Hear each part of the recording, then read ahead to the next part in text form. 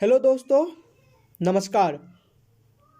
इस video episode में Indian polity and constitution से संबंधित टॉपिक पर चर्चा करेंगे, जिसमें आपको भारतीय संविधान की जो ऐतिहासिक पृष्ठभूमि है, जो ऐतिहासिक पृष्ठभूमि आपको दो भागों में बांट के पढ़ा जाता है। एक आपको कंपनी के शासन और दूसरा जो है ताज या क्राउन का जो गवर्नमेंट है, शासन है, उसके ऊपर चर्चा की जाती है। उसके साथ ही जो सब भारतीय संविधान की जो मेकिंग प्रक्रिया है उसके ऊपर चर्चा की जाती है। फिर और जो भी प्रोविज़न है संविधान में उसके साथ चर्चा की जाती है। तो जो स्टूडेंट पढ़ते हैं इंडियन पॉलिटी भारतीय संविधान कॉन्स्टिट्यूशन पढ़ते हैं, वो पहले यही पढ़ने की कोशिश करते हैं कि भारतीय संविधान के जो एक बनने की प्रक्रिया है और उसमें जो हिस्टोरिकल पृष्ठभूमि है, हिस्टोरिकल क्या है, ठीक है ना, बैकग्राउंड क्या है, उसके ऊपर चर्चा पहले पढ़ते हैं, उनको जानकारी जानने की कोशिश करते हैं। तो इस वीडियो एपिसोड में आपके लिए जो भारतीय संविधान है उनके जो ऐतिहासिक पृष्ठभूमि है और उस ऐतिहासिक पृष्ठभूमि में जो कंपनी के शासन है और ताज की जो शासन है उसके ऊपर चर्चा करेंगे। तो इस एपिसोड में प्रथम एपिसोड है और इस एपिसोड में आपको कंपनी के शासन पर ही चर्चा की जाएगी। नेक्स्ट एपिसोड यदि बनती है तो उसमें आपको ताज के शासन पर चर्चा की जाएगी। उसके साथ अगला एपिसोड में भी इस प्रकार से चर्चा करने का प्रयास रहेगा। तो इस एपिसोड में आपको जो अगर आप यूपीएससी की तैयारी कर रहे हैं, बीपीएससी या जेपीएससी या जो भी तैयारी कर रहे हैं, banking, SSC, railway, other exam के लिए आपको महत्वपूर्ण होगा। साथ ही अगर आप ग्रेजुएशन कर रहे हैं पॉलिटिकल साइंस से, एमए पॉलिटिकल साइंस से कर रहे हैं तो उसमें भी आपको ये महत्वपूर्ण होगा।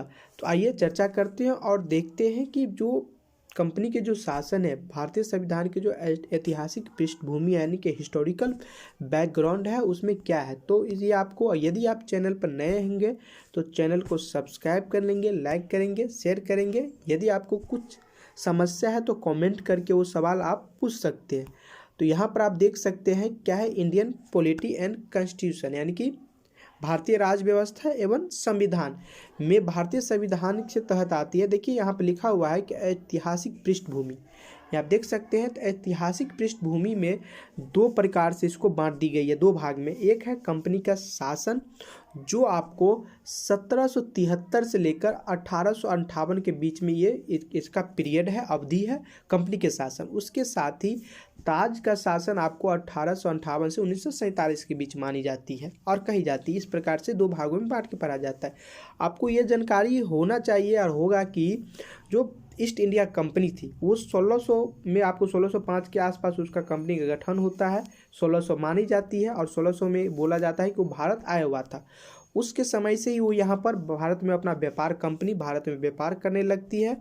उससे पहले आपको मालूम है कि बक्सर की लड़ाई होती है और प्लासी की लड़ाई होती है और दोनों लड़ाई के माध्यम के बाद कंपनी का क्या होता है, शासन जो है, राजस्व का जो शासन होता है, व्यापार करने के जो अधिकार होता है उसको बंगाल, बिहार और उत्तर प्रदेश के क्षेत्र जो होते हैं, इलाहाबाद का क्षेत्र होता है, वहाँ पर उनको मिल जाती है।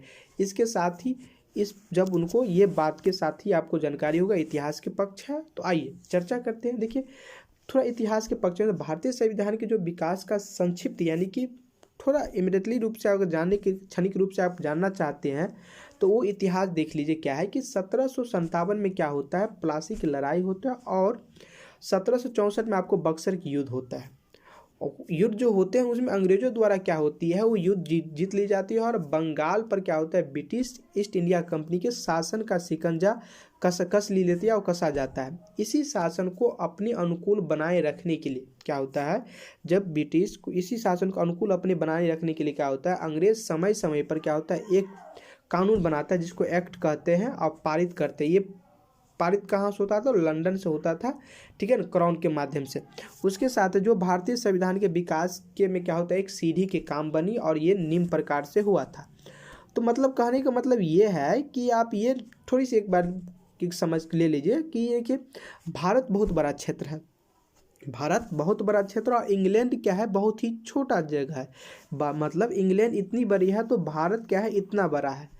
तो अगर यहाँ से कोई व्यापारी, कोई लोग आकर क्या करते हैं, यहाँ पर शासन करने की कोशिश करते हैं, शासन यहाँ पर अपना शासन स्थापित कर लिया, यहाँ के जो भी लोग हैं उस पर अपना अधिकार कर लिया, और यहाँ पर कम लोग हैं, तो यहाँ पर कम लोग हैं, यदि ये यहाँ से जो लोग यहाँ पर आया हुआ था, यहाँ पर शासन कर रहा है, और यहाँ पर बहुत यहाँ के आदमी बहुत शक्तिशाली है, पावरफुल है, अगर ये आदमी यहाँ पर, यही आदमी, ये आदमी जो आया हुआ है, ये जो आया है यहाँ पर बी है, और ये बी मिलकर यहाँ पर ये सी हो गया, इस पर अगर अटैक कर दे तो इसका तो वजूद ही ख़त्म हो सकता है।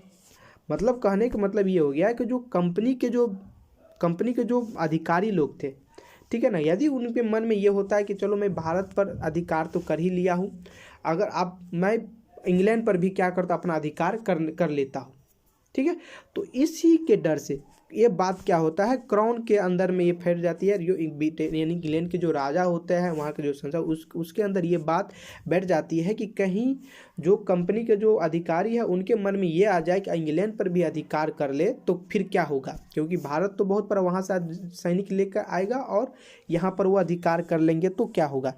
इसी डर को लेकर क्या होता है, ब्रिटिश संसद आपको कंपनी के लिए आपको कानून बनाना शुरू कर देता है कि यदि आप भारत में व्यापार करने गए हैं, यदि आप भारत में आप शासन भी कर रहे हैं, ठीक है ना, आप वहाँ पर शासन, अभी गवर्नमेंट यानी कि प्रशासन भी व्यवस्था आप वहाँ पर स्थापित अपना कर लिए, हुकूमत आप कर लिए हैं, तो आपको क्या होगा, जो इंग्लैंड संसद है, ठीक है ना, यानी अंग्रेजी जो संसद है, उस संसद द्वारा जो कानून बना है आपके लिए, वो कानून के माध्यम से आपको क्या है, पूरी जानकारी आपको देना होगा।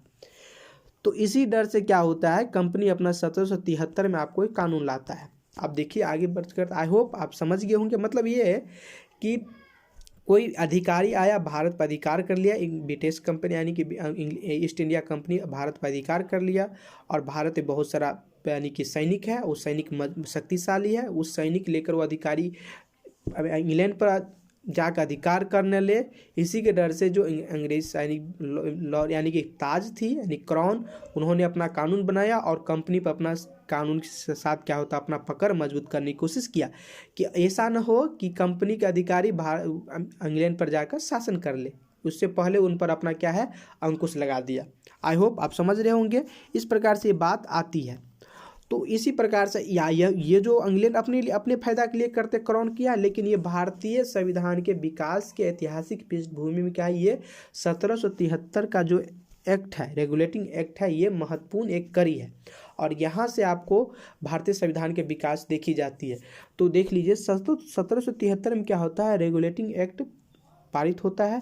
इस अधिनियम में क्या होता है, अत्यधिक संवैधानिक जो होता है वो महत्व है, संवैधानिक महत्व, भारतीय संविधान या महत्व है। भारत में ईस्ट इंडिया कंपनी के कार्यों को नियमित और नियंत्रित करने की दिशा में ब्रिटिश सरकार द्वारा उठाया गया यह क्या है, पहला कदम है। इससे पहले मैं आपको चर्चा कर दिया था, मतलब ईस्ट इंडिया कंपनी के कार्यों को क्या है, नियमित यानी कि रेगुलेटिंग करने के और नियंत्रित कंट्रोल करने की दिशा में ब्रिटिश सरकार या ब्रिटिश संसद द्वारा उठाया गया ये क्या है, पहला एक्ट था और पहला कदम था। अर्थात कंपनी के शासन पर क्या होता है, संसदीय नियंत्रण क्या होता है, स्थापित हो जाती है, यानी पार्लियामेंट्री कंट्रोल आपको क्या होता है यहाँ पर स्थापित हो जाती है, किस पर, कंपनी पर। तो पार्लियामेंट्री यहाँ पर कौन संसद है, तो ब्रिटिश संसद यानी ब्रिटिश सरकार या इंग्लैंड की सरकार। इस प्रकार से आप समझ गए होंगे। तो इस प्रकार से इसके द्वारा पहली बार क्या होता है, कंपनी के प्रशासनिक और राजनीतिक कार्य को क्या है, मान्यता मिलती है। प्रशासनिक और राजनीतिक, पहले तो कंपनी क्या करते, व्यापार कर रहा था।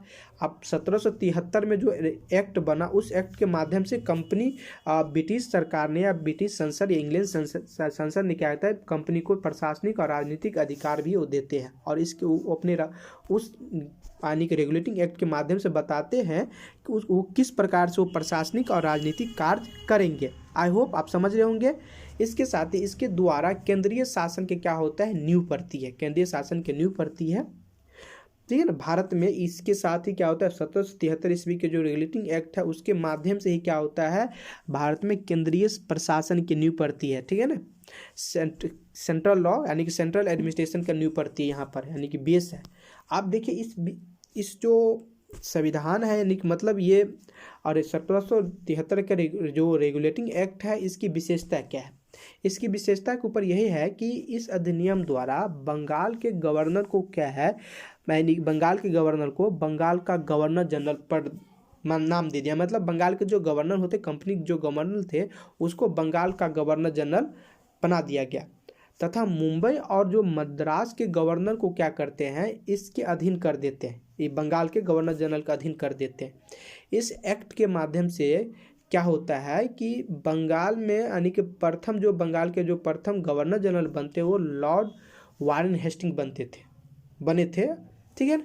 तो यानी ये पूछा जाता है बार बार, जो ऑब्जेक्टिव टाइप का जो एग्जाम होता है उसमें पूछी ला जाती है कि बंगाल का जो प्रथम गवर्नर जनरल थे जो रेगुलेटिंग एक्ट के तहत बने हुए थे वो कौन थे, तो लॉर्ड वारेन हेस्टिंग। साथ ही ये पूछी जाती है कि मुंबई और मद्रास के जो गवर्नर थे उसको किस अधिनियम के तहत, किस एक्ट के तहत बंगाल के गवर्नर जनरल के पद में क्या कर उसके अधीन कर दिया। तो यही है मैंने 1773 के रेगुलेटिंग एक्ट के तहत क्या होता है, बंगाल के गवर्नर जनरल का अधीन क्या करते हैं, मद्रास और मुंबई के गवर्नर को कर दी जाती है। आई होप आप समझ रहे होंगे। इस एक्ट के अंतर्गत कोलकाता का जो प्रेसिडेंसी में क्या होता है, एक ऐसी सरकार स्थापित की जाती है जिसमें गवर्नर जनरल और उसकी परिषद में क्या होता है 4 सदस्य जो अपनी सत्ता का उपयोग क्या है संयुक्त रूप से करते हैं। मतलब एक कोलकाता प्रेसिडेंसी में एक सरकार स्थापित की गई जिसमें गवर्नर जनरल और उसके परिषद में क्या होते हैं 4 सदस्य जो सत्ता के उपयुक्त यानी उपयोग के लिए था या संयुक्त रूप से वो प्रयोग करते। आई होप आप समझ रहे होंगे। आगे चर्चा करते हैं। इस अधिनियम के अंतर्गत क्या होता है, 1774 ईस्वी में 1774 में क्या होता है, एक उच्चतम न्यायालय की स्थापना की जाती है जिसके मुख्य न्यायाधीश थे आपको, जिसमें एक मुख्य न्यायाधीश थे और 3 न्यायाधीश थे। जिसके प्रथम न्यायाधीश आपको सर एलिजा एम्पे थे और अन्य न्यायाधीश थे आपको चैम्बर्स, लिमेस्टर एंड हाइड। तो इस प्रकार से देखिए ये आपको कलकत्ता उच्चतम न्यायालय थे, लेकिन इसके ऊपर आपको जो उस समय न्यायालय था वो ब्रिटिश सरकार के ब्रिटेन में था यानी कि इंग्लैंड में थे। ठीक है, तो इस प्रकार से था। तो 1773 के रेगुलेटिंग एक्ट के माध्यम से कलकत्ता में आपको 1774 में एक उच्चतम न्यायालय का स्थापना होती है।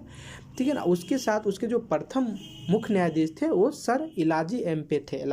आई होप उसके अन्य 3 न्यायाधीश भी थे, आपको याद रख लेंगे, यहाँ पर आप देख लेंगे। उसके साथ इसके जो फोर्थ विशेषता है उसमें यह है कि इसके तहत कंपनी के कर्मचारियों को जो है निजी व्यापार करने और भारतीय लोगों से यानी कि उपहार यानी गिफ्ट और रिश्वत लेने पर क्या होता है वो प्रतिबंधित कर देते हैं। यहाँ पर आप देख सकते हैं। मतलब 1773 जो रेगुलेटिंग एक्ट थे उसमें यह बताया गया कि जो कंपनी के कर्मचारी स्टाफ है वो निजी व्यापार नहीं कर सकते कंपनी के व्यापार के, लेकिन अपना पर्सनल जो है कर्मचारी स्टाफ अपना पर्सनल व्यापार नहीं कर सकते। और जो व्यापारी हैं वो भारतीय यानी इंडियन पीपुल से न गिफ्ट ले सकते हैं ना वो रिश्वत ले सकते हैं, और लेते हैं तो उन पर क्या हो कार्रवाई की जाए, कानूनी कार्रवाई की जाएगी। तो रेगुलेटिंग एक्ट के माध्यम से ये बात प्रावधान की गई थी। इस अधिनियम के द्वारा ब्रिटिश सरकार को बोर्ड ऑफ डायरेक्टर्स के माध्यम से कंपनी पर नियंत्रण क्या होता है सशक्त हो जाते हैं। ब्रिटिश सरकार क्या कर बोर्ड ऑफ डायरेक्टर्स के माध्यम से कंपनी पर नियंत्रण क्या है सशक्त हो गया। इससे भारत क्या होता है राजस्व, नागरिक और सैन्य मामले की जानकारी क्या हो ब्रिटिश सरकार को देना क्या हो आवश्यक कर दी गई। मतलब ये बार बार ये सवाल पूछी जाती है कि किस अधिनियम के तहत कंपनी को ब्रिटिश सरकार को राजस्व, नागरिक और सैन्य मामले की जानकारी देना अनिवार्य कर दिया। तो यही है रेगुलेटिंग एक्ट के तहत क्या होता है कंपनी राजस्व, नागरिक और सैन्य मामले की जानकारी आपको ब्रिटिश सरकार को उनको देना अनिवार्य कर दिया गया। जिससे क्या ये इसीलिए कि सरकार यानी कि ब्रिटिश सरकार को विश्वास यानी कि ये बना रहे कि कंपनी क्या क्या कर रही है और इस प्रकार से। तो इस अधिनियम के माध्यम से ये जानकारी आपको दी गई। आगे आइए बात करते हैं, बहुत सारी बात है और उसके साथ आप उसके साथ जो है अगला एक्ट जो बनती है ऐतिहासिक पृष्ठभूमि में वो ये है कि देखिए 1773 का एक्ट तो आ गया और रेगुलेटिंग उस एक्ट में कुछ कमी रह गई। तो इसी कमी को दूर करने के लिए एक्ट ऑफ सेटलमेंट 1781 ईस्वी में आती है। तो इस एक्ट में देखिए एक्ट ऑफ सेटलमेंट के ऊपर चर्चा करते हैं। इसमें क्या होता है कि रेगुलेटिंग एक्ट की कमियों को दूर करने के लिए इस एक्ट का प्रावधान किया गया।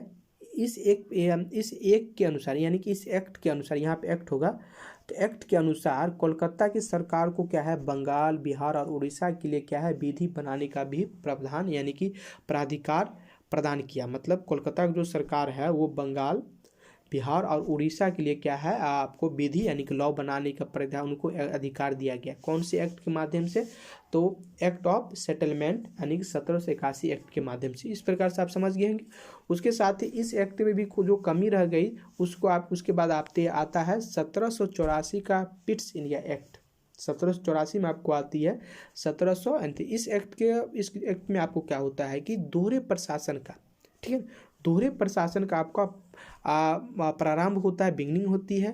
तो दोहरे प्रशासन के ऊपर चर्चा कर लेते हैं। मतलब कंपनी को पिट्स इंडिया एक्ट के माध्यम से बोले कि आपको दो प्रकार से आपको क्या करना है, शासन करना है। तो उस शासन के माध्यम से आपको बता रहे हैं। तो इसमें क्या है, एक है कि आप दोहरे प्रशासन में ये लेते हैं, एक है कि बोर्ड ऑफ डायरेक्टर्स, ठीक है, दूसरा है आपको बोर्ड ऑफ कंट्रोलर। मतलब इस प्रकार से यानी कि दो प्रकार के शासन आया है। एक है कि एक शासन आपको व्यापारिक मामले के लोग जो व्यापार का ट्रेड करेंगे उसके लिए हो गया, और दूसरा जो राजनीतिक जो शासन प्रशासनिक भागदौड़ में ले गवर्नमेंट करेंगे, ठीक है ना, शासन करेंगे उसके। तो पिट्स इंडिया एक्ट के माध्यम से दोहरे प्रशासन का क्या होता है, प्रभाव होता है। आप देख लीजिए 1773 में आप ये देखें कि उस समय क्या होता है, भारत में केंद्रीय शासन का क्या होता है, नींव पड़ती है 1773 में। 1784 के पिट्स इंडिया एक्ट के माध्यम से ये होता है कि इस पर दोहरे प्रशासन का प्रारंभ होता है, बिगनिंग होती है। उसमें एक है बोर्ड ऑफ डायरेक्टर्स। तो बोर्ड ऑफ डायरेक्टर्स क्या करते हैं, व्यापारिक मामले के लिए होते हैं, और बोर्ड ऑफ कंट्रोल आपको राजनीतिक मामले के होते हैं। आई होप आप समझ गए हो। तो आइए, तो इसके साथ ही आप इसके बाद क्या होता है, 4 चार्टर अधिनियम आती है। 4 चार्टर अधिनियम आती है। उसमें आपको 4 चार्टर, देखिए आपके board of directors, board of control हो गया। उसके बाद आप जो आती है 4 चार्टर अधिनियम आती है। 4 जो चार्टर अधिनियम है, एक होता है 1773, 1813, 1833 और 1853। 4 चार्टर अधिनियम है, और उसमें इस प्रकार चारों चार्टर अधिनियम के देखेंगे क्या क्या प्रावधान रहा है। तो 1773 का जो चार्टर अधिनियम है, इसके द्वारा क्या होता है, नियंत्रण बोर्ड के सदस्यों तथा कर्मचारी के वेतन को क्या होता है, भारतीय राजस्व देने का प्रावधान कर दी जाती है। इसमें यही महत्वपूर्ण है कि 1793 के जो चार्टर अधिनियम है, उस चार्टर अधिनियम में ऐसी कौन सी व्यवस्था की गई जिस पर भारत के लिए घटा है, भारत के धन के क्या होकर निष्कासन हुआ। तो ये यही है कि भारतीय राजस्व यानी कि भारतीय आदि कोष से जो कंपनी के नियंत्रण बोर्ड के सदस्य और कर्मचारी हैं उनको वेतन आपको भारतीय राजस्व देने की व्यवस्था कर दी गई 1793 के चार्टर एक्ट के माध्यम से। आई होप समझ रहे होंगे। उसके बाद जो है 1813 ईस्वी का चार्टर अधिनियम देख लेते हैं। 1800 जो द्वितीय चार्टर अधिनियम है, इस अधिनियम में क्या होता है कि इसकी मुख्य विशेषता में यही है कि कंपनी के जो अधिकार पत्र थे उसको 20 वर्ष के लिए बढ़ा दिया गया। जो कंपनी जो शासन कर रहे थे उस कंपनी को और 20 वर्ष के लिए आगे बढ़ा दिया कि वो 20 वर्ष के लिए और शासन करे। किंतु कंपनी ने भारत के साथ व्यापार जो कर रहे थे एकाधिकार को छीन लिया, यानी कि भारत कंपनी जो थे, ईस्ट इंडिया कंपनी जो भारत से अकेले व्यापार भारत में कर रहे थे, इंग्लैंड का कोई कंपनी वहाँ पर व्यापार नहीं कर रहे थे। ये अधिकार क्या है, कंपनी से छीन ली गई। किंतु उसे चीन के साथ क्या है व्यापार करने और पूर्वी जो देश है उसके साथ चाय के व्यापार करने के लिए 20 वर्ष के लिए एकाधिकार दे दिया गया। आप समझ गए। मतलब जो भारत है, भारत से जो एकाधिकार रूप से व्यापार कर रहे थे कंपनी, वो तो उसको हटा दिया कि आप एकाधिकार, आप इंग्लैंड की कोई भी कंपनी आकर भारत में व्यापार कर सकते हैं। किंतु आप चीन के साथ एकाधिकार रूप से आप व्यापार कर सकते हैं, वहाँ पर कोई भी इंग्लैंड की कंपनी नहीं जाएगी व्यापार करने के लिए। तथा जो भारत के पूर्वी देश है, भारत के पूर्वी जो देश है उसमें आप क्या है, चाय के व्यापार के सामने आपको 20 वर्षों के लिए और एकाधिकार प्राप्त कर, आप चाय में एकाधिकार रूप से व्यापार कर सकते हैं। आई होप समझ रहे होंगे। उसके साथ इसकी जो विशेषता है उसमें कुछ सीमाओं के अधीन सभी ब्रिटिश नागरिक क्या है, नागरिकों के लिए भारत के साथ व्यापार करने के लिए खोल दिया। ये चर्चा हो गया है। उसके साथ 1813 से पहले जो ईसाई पादरी होते थे वो भारत आने की उनको आज्ञा नहीं थी, लेकिन 1873 के चार्टर अधिनियम के द्वारा ईसाई मिशनरियों पादरियों को आज्ञा प्राप्त हो गया कि वो भारत आने की उनको सुविधा मिल गई। मतलब वो भारत आ सकते हैं और अपने ईसाई धर्म के प्रचार कर सकते हैं, अपनी मिशनरी स्थापित कर सकते हैं। तो 1813 ईस्वी के आलोक में यही हुआ कि कंपनी के एकाधिकार भारत में व्यापार करने की छूट गई, और उसके बाद पादरी मिशनरी जो है उनको भारत आने की आज्ञा प्राप्त हो गई। आगे आई बात करते हैं 1833 के चार्टर अधिनियम के बात करते हैं और इसकी मुख्य विशेषताओं के ऊपर चर्चा कर लेते हैं। देखिए इसके जो मुख्य विशेषता है, इसके द्वारा कंपनी के व्यापारी अधिकार क्या है पूर्णतः समाप्त कर दी गई।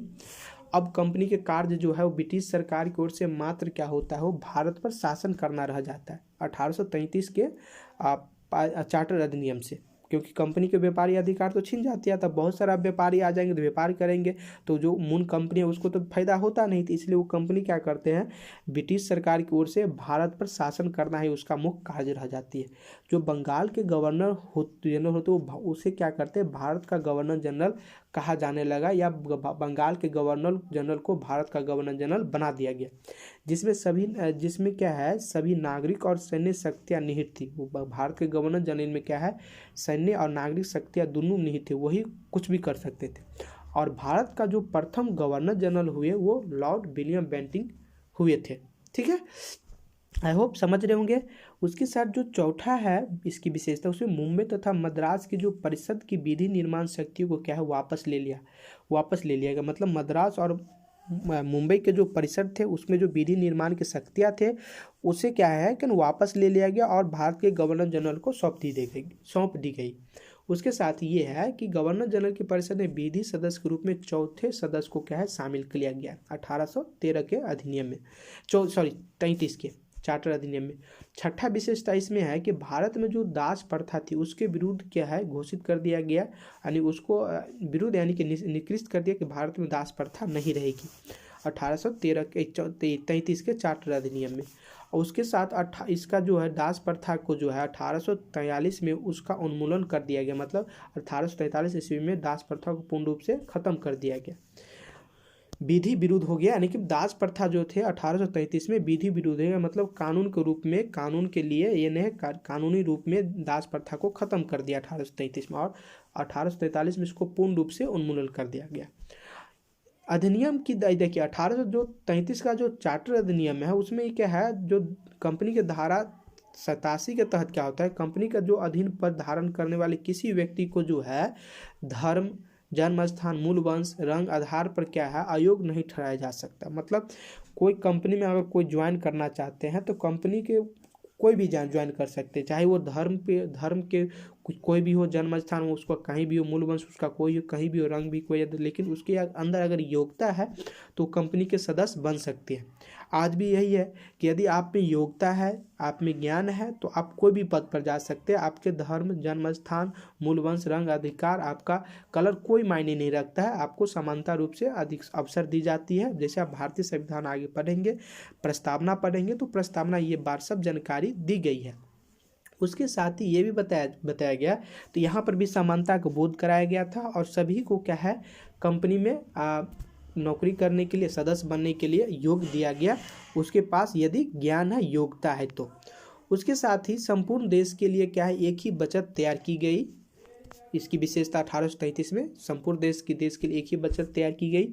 भारतीय कानून का क्या है वर्गीकरण किया गया और प्रथम विधि आयोग का गठन किया गया। जो भारतीय कानून है उसका वर्गीकरण, क्लासिफिकेशन किया गया, ये 1833 के चार्टर अधिनियम में। उसके जो प्रथम विधि, फर्स्ट विधि आयोग का लॉ यानी कि कमीशन में जो गठन किया, उसका जो अध्यक्ष था वो लॉर्ड मैकाले थे। तो भारतीय कानून का जनक, ठीक है ना, तो इस प्रकार से आप लेंगे तो प्रथम विधि आयोग का जो गठन किया गया, ठीक है ना, 1833 का अधिनियम में। उसके साथ ही इसका जो प्रथम अध्यक्ष हुए वो क्या है लॉर्ड मैकाले थे। आई होप आप समझ रहे होंगे। उसके साथ 1853 का जो चार्टर अधिनियम हुए, 1853 के जो चार्टर अधिनियम आगे है, ये लास्ट अधिनियम है। तो इस अधिनियम की मुख्य विशेषता यह रही कि इसमें विधायी जो होता है यानी लेजिस्लेटिव और जो एडमिनिस्ट्रेटिव जो वर्क थे उनको क्या है अलग कर दिया गया, अलग कर दिया, मतलब विधायी एवं प्रशासनिक कार्यों को क्या है कार्यों को अलग कर दिया गया 1853 के चार्टर अधिनियम के तहत। उसके साथ जो सिविल सेवक की भर्ती और चयन के लिए क्या होता है खुली प्रतियोगिता की क्या होता है व्यवस्था का शुभ आरंभ की जाती है। मतलब जो सिविल सेवक होते हैं, आईएएस जो होते हैं, उसके जो कर्मचारी उसके जो भर्ती होंगे उनके लिए ओपन प्रतियोगिता कंपटीशन आयोजित किया, यानी कि व्यवस्था का शुभ आरंभ किया गया, बिगिनिंग किया गया 1853 का चार्टर अधिनियम में। उसके साथ ही जो है 1854 में क्या होता है मैकाले समिति का गठन होता है, मैकाले समिति का गठन होता है 1854 में। ये विशेषता है। उसके बाद प्रथम जो है, प्रथम बार क्या होता है, भारतीय केंद्रीय विधान परिषद में क्या होता है, स्थानीय प्रतिनिधित्व का क्या होता है, आरंभ की जाती है।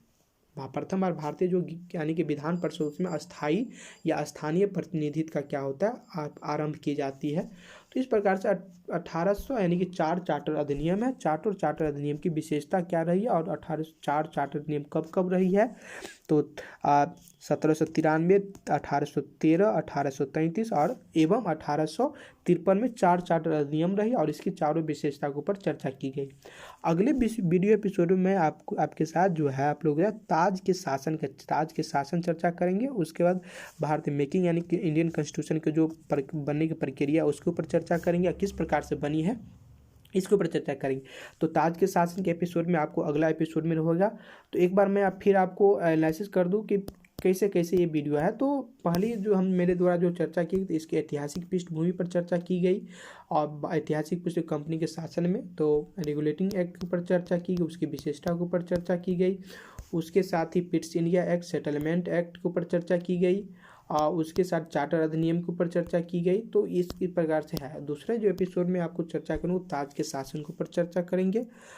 अगर ये वीडियो आपको अच्छा लगा हो तो चैनल पर अगर आप नए हो तो चैनल को सब्सक्राइब कर लेंगे। इसका यदि आप PDF चाहिए तो कमेंट बॉक्स पर आप अपना ईमेल देंगे तो वहाँ से आपको ईमेल पर ये मिल सकता है।